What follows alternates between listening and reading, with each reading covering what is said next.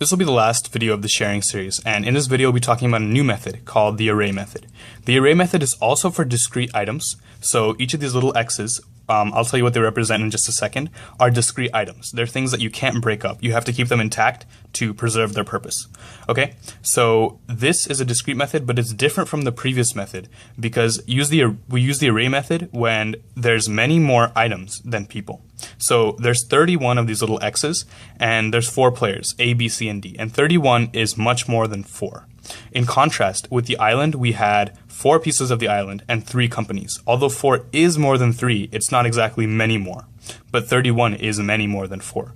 So you kind of have to use your discretion here because many more is not exactly a mathematical term, but you'll kind of get the hang of it if you do enough examples and things like that.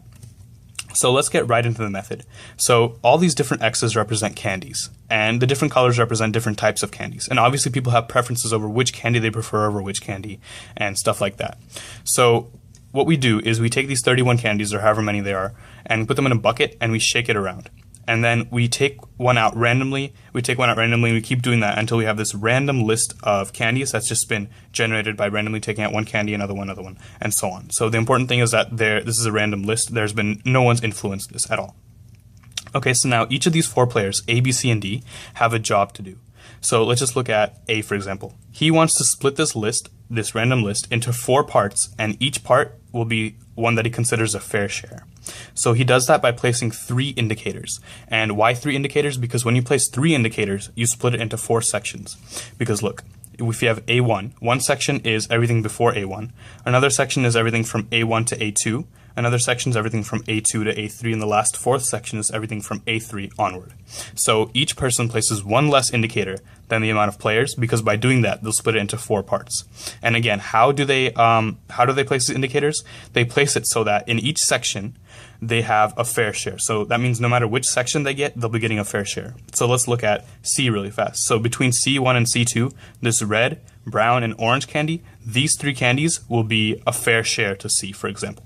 And the same thing for everybody else. So important thing to note is that sometimes we see these indicators are doubling up. For example, C1 and D1 are in the same place, A3 and D3 are in the same place, but we'll see how to work around that and what that means for the game. So at this point, what do we have? We have the randomly generated list of candies. We have everyone's placed their indicators so that no matter which section they get, they'll be getting a fair share. And now we just have to analyze this list and run through it left to right, and we'll assign each person a candy. Or a section of candies. So let's start over here at the orange candy. Now we're going to keep going till we see the first 1 marker. What's a 1 marker? A 1 marker is anything that says A1, B1, C1, D1 like that. So we're scanning, boom. We see the first 1 marker is B1. So we just automatically give B everything in his first section. So that includes the orange, pink, and brown candy. So I'm going to put a box around it in blue because that's his color. And I'm going to say that goes to B. B is now done. We can cross out all of his indicators because they're just going to be it's just going to cause a little mess. So now I accidentally put a little bit of mark through this orange one. Let me make sure I put it back. Okay, the orange one has not been assigned yet. Now, starting at that orange marker, so starting after the brown marker, we're going to keep going till we see the first 2 marker. So that means until we see A2, B2, C2, or D2. So keep going. Okay, I see C2. Now we're going to give C everything from his 1 marker to his 2 marker. So that includes the red, brown, orange candy. So let me put this in black, his color. So this will go to C. And again, we're going to cross out everything with C so it becomes less cluttered. Now, we're going to start at this pink candy right here because that's where we left off, and we're going to look for the first 3 marker. So I'm going. I don't see any 3 markers. Okay, I see 2 3 markers. Now this is a problem. I see A3 and D3 in the same location. So how do I decide which one it's going to be? It's going to be a coin flip. You just randomly pick someone. So let's say we picked A. So that means A gets everything from his 2 marker to his 3 marker. So that's everything from this red candy all the way over to this blue candy. And that goes to A. Now what about D? Since there's no more markers left, so let me cross out A's markers so it's not cluttered. So the last person to assign something to is D, and since there's no more markers after this point, D just gets everything in his 4th section. So that means D3 and onward. So he gets everything from here onward. this goes to D.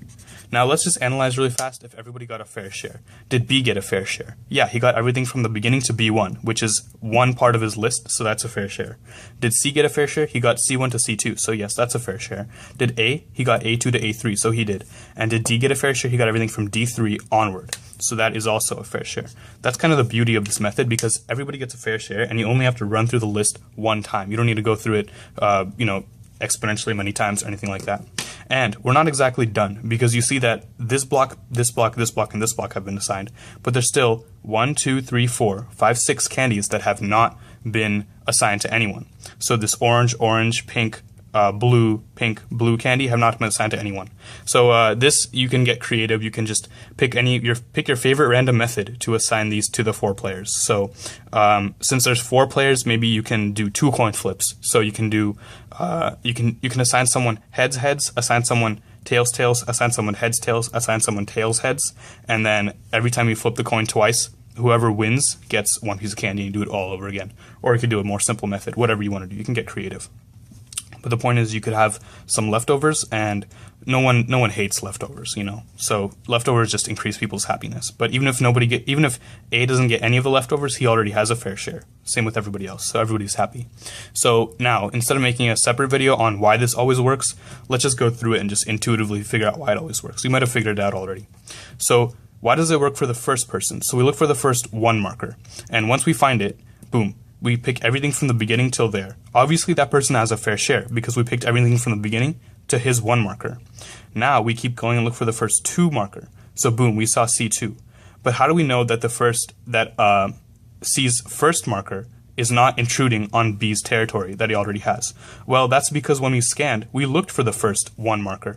That means all the other 1 markers, so A1, C1, D1, were after that. So that means that after we found the first 2 marker, the first 1 marker was already in unclaimed territory, so it was already ready to grab. And the same argument applies for the rest, because after we find the first 2 marker, we started looking for the first 3 marker, and we decided it was A3 by the coin flip. And what guarantee do we have that that person's 2 marker is in unclaimed territory? Well, because when we found this C2 marker, we were looking for the first 2 markers, so all the other 2 markers had to be after that. So that means they were in unclaimed territory, and we can just form this A2 to A3, and that'll be his block. And then the last part was the easiest part, because we just found we found D3, and we just gave him the rest of the candy. So if D3 had been farther down over here, then it would be fine, because let's say theoretically, let me use a different color altogether. Let's just say D3 was right here, theoretically. Then we would give D everything in purple right here. And he would be happy because he had his last portion, D3 onward, and these 1, 2, 3, 4, 5 candies right here would just become part of the surplus that we could give out randomly. So that's the beauty of this method. It's pretty simple. It's intuitive to see why it always works. Just keep in mind that you got to use it when there's many more items than people, because if you only have like 2 candies and you have 4 players, things are going to get kind of weird, and you might as well use the previous method, the previous discrete method in that case. So yeah, play around with this method, see if you like it.